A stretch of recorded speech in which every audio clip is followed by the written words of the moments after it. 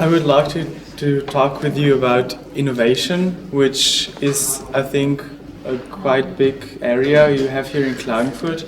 And how do you decide to develop a new product, and what is the trigger? We're working constantly on new products. We call it roadmap. The roadmap is a plan where we look into the future for 5 to 10 years, where we then define which kind of consumer needs would be of interest in the future, or which combination of consumer needs would be of interest, which products are already there on the market, and maybe the most important thing why you need that kind of roadmap is if you're looking for new technologies, then you need some time to develop these technologies. So that means something that will be in the market in 5 years, maybe needs a technology development of 1 or 2 years upfront before you really can start with the project. So we do that on constant base, together with the team, marketing team, together with the people looking at the consumer, and together with the team looking in what our competitors doing. We always make an update of that roadmap once a year. We call it also innovation funnel, and then we work on new ideas, which sometimes we have to throw away a lot of them. So the reference is about 3,000 ideas we need for one project that can be started. But this has to be done constantly. If you would do it only for every 3 to 4 years, then always too late. Obviously, you have quite a lot of ideas, and which techniques are used to collect and connect them? We use the standard creativity techniques, like brainstorming, brainwriting, what else?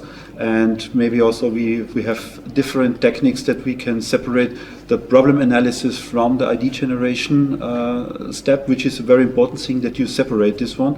Here we have the so-called theory of inventive problem solving that we have implemented several years, so a lot of people have a certification on that. That's state of the art. We use them, so it's not that we say, wow, now we are doing a brainstorm. It's a daily work, and I think everybody is. But we have to plan that always. It's not that we sit together on Monday. So what do we do? We are planning over the year. When do we different workshops? Whom do we invite? Also, we use a lot of open innovation. That means we use external partners.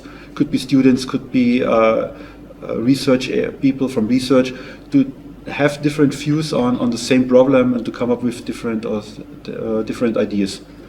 One important thing is we've always followed a creative process. That means we have to understand the problem, we came up with ideas, and we have to elaborate them. Elaboration is not only writing it on a piece of paper, it's also to go into the lab and to make some first demonstrator, to check it and test it. Obviously, also protection is a very important factor when developing new things. How do you deal with protection of products? I think at the beginning of a project, the first thing that we do is that we make a so-called landscape of everything that is out there. We see, of course, products from competition. We have our own products, and out of these, then we go to the patents databases and find out, okay, what of these things are in those products which are somehow protected by others, or even also by ourselves, of course. Having this, then we start developing.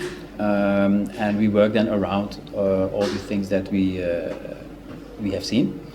And of course, we then have, via our innovative power, as just explained, we come up with a lot of new things that come in there. But there is we have a person who specifically works with this team then to identify which of these, what we say, the new things are really new, and would be worthwhile to bring that then into a patent. And that is then a process in which we then write this down and bring it then to our internal intellectual property department, which then carry that further then, and finally it will end then in a patent out there.